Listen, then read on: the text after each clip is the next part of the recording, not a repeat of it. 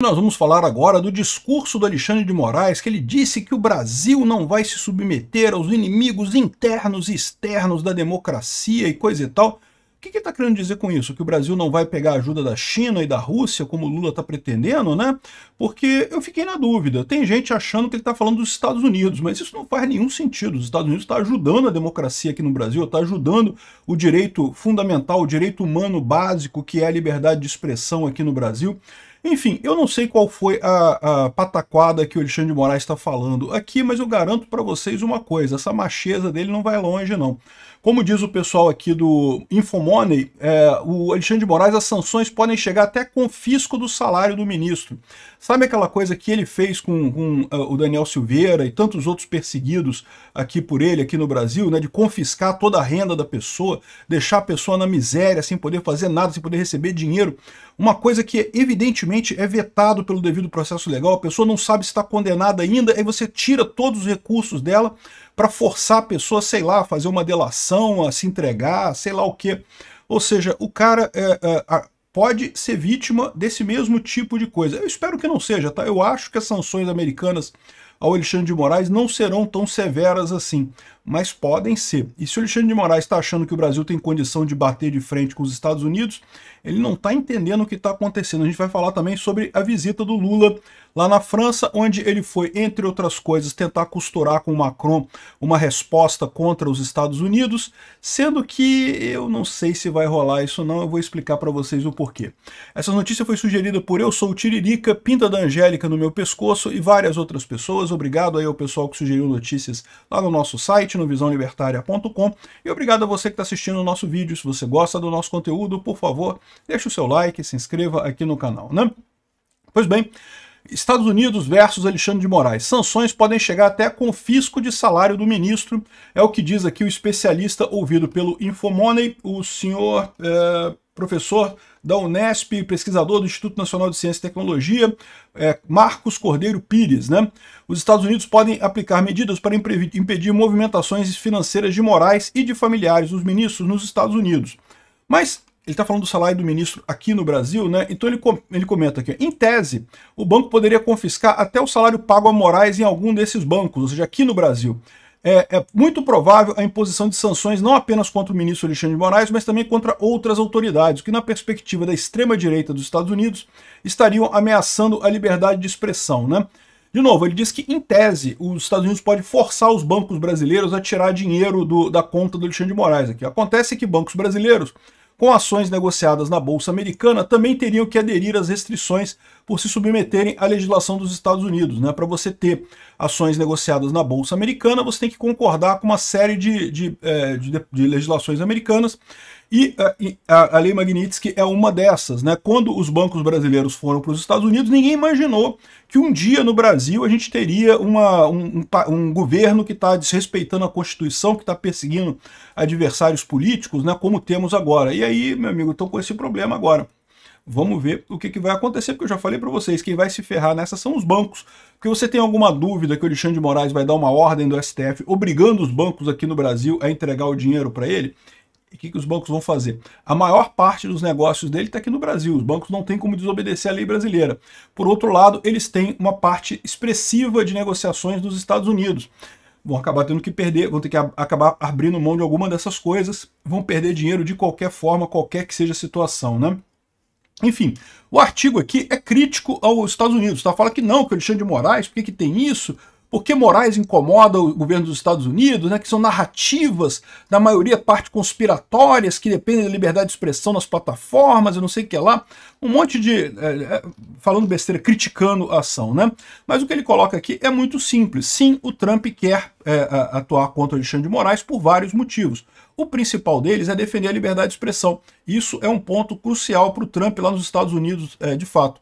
E também por uma certa simpatia ao Bolsonaro aqui no Brasil. Não tenha dúvida que isso também pesa alguma coisa. Agora, o curioso foi o Alexandre de Moraes, antes, né, falando isso daqui. O Alexandre de Moraes fez um discurso muito contundente, dizendo que Moraes disse que o Brasil saberá se defender de ameaças internacionais para defender a democracia. E eu não sei do que ele está falando. Será que ele está criticando o Lula, que falou que foi lá no Xi Jinping e pediu um especialista para para implementar censura aqui no Brasil, isso é certamente uma ameaça internacional à nossa democracia. Vamos ouvir o Alexandre de Moraes aqui, só para ver esse trechinho rapidinho, vamos falar sobre isso em seguida. Não importa quais são ou quais serão as agressões. Pouco importa quais são ou quais serão os inimigos da democracia, os inimigos do Estado de Direito. Sejam inimigos nacionais, sejam inimigos internacionais, o país soberano como o Brasil sempre saberá defender sua democracia. Ô Moraes, eu não sei não, tá? Mas essa tua fala aí meio que soou uma espécie de desespero, né? Porque numa cerimônia de botar a foto dele lá no TSE, uma coisa besteira, uma cerimônia besta, né? Ele fala, não, porque o Brasil fará isso, o Brasil fará aquilo. Ô Alexandre de Moraes, você não é o Brasil não, tá? Aliás, falando sobre acabar com inimigos da democracia internos, eu acho que você é exatamente um desses que precisa ser tratado, né? Com todo o devido processo legal. Concordamos com todo o devido processo legal, mas você é o inimigo da democracia porque justamente você não está respeitando o devido processo legal. Aqui, ó. Aqui a Revista Oeste fala sobre isso. A democracia brasileira saberá se defender de seus inimigos e não sei o que lá. E aí a grande dúvida é o que eles vão fazer exatamente? Porque a lei Magnitsky é uma lei que se aplica só nos Estados Unidos. Não se aplica ao Brasil. Não há nenhum componente extraterritorial dessa lei, né? Ela obriga apenas as empresas lá nos Estados Unidos a seguirem a lei. Se tem empresas brasileiras que se comprometeram a seguir a lei americana, o problema é das empresas brasileiras, elas vão ter que escolher alguma coisa, ou fica no Brasil, ou encerra o trabalho nos Estados Unidos, ou obedece a lei americana aqui no Brasil, ou então vão ser descredenciadas na Bolsa Americana, vão ser descredenciadas no mercado americano. Aí cada banco vai ter que fazer a sua escolha, né? Mas o que o Brasil vai fazer? Vai impor sanções aos Estados Unidos? Vai proibir investimento americano no Brasil? Vai proibir... Vai fazer o quê? Vai impor sanções a bancos americanos que atuem no Brasil, expulsando os bancos americanos do Brasil? Vai ser isso? Eu, sinceramente, não vejo o que o Brasil possa fazer de certo, né? Eu não vou nem falar em questão de guerra militar ou operação militar, porque isso daí o Brasil não daria nem meia hora de guerra com os Estados Unidos, né? Então, ele falando aqui muito macho, né, que pouco importam as agressões, pouco importam quais serão os inimigos da democracia, nacionais ou internacionais, sempre saberá defender a sua democracia. É mesmo, Xandão, não está sabendo nesse momento, né? Porque você é o grande agressor da democracia brasileira e aparentemente a gente não está conseguindo fazer isso sem a ajuda americana. Mas vamos ver o que vai acontecer daqui para frente. A grande dúvida que eu acho que ficou na cabeça de todo mundo é: como, Xandão? Ok, muito bonito o seu discurso, não, que vamos nos defender. Vamos defender como? Vai ameaçar os Estados Unidos? Vai fazer alguma retaliação aos Estados Unidos, né? E, bom, a gente sabe que uma das coisas que eles estão querendo fazer foi a dica que a Globo News deu, né, que a resposta de Lula à ameaça americana tem 3 frentes. Uma frente era atacar o Eduardo Bolsonaro. Não vai acontecer nada, o Eduardo Bolsonaro está lá nos Estados Unidos. A outra frente era mandar a embaixadora brasileira falar com o Marco Rubio para reverter a coisa.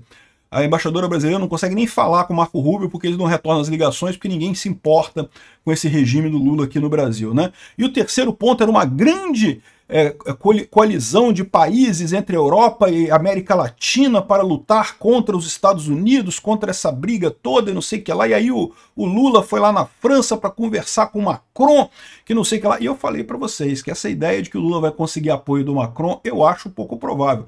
Pode ser que o Macron faça alguma declaração, né, de soberania, não sei o que lá, e coisa e tal, mas vai ser declaração vazia, meu amigo, porque a França está com seus próprios problemas lá com os Estados Unidos, sabe aquele negócio, ema, cada um com seus problemas, meu amigo. É complicada a situação lá da Europa com o Trump também.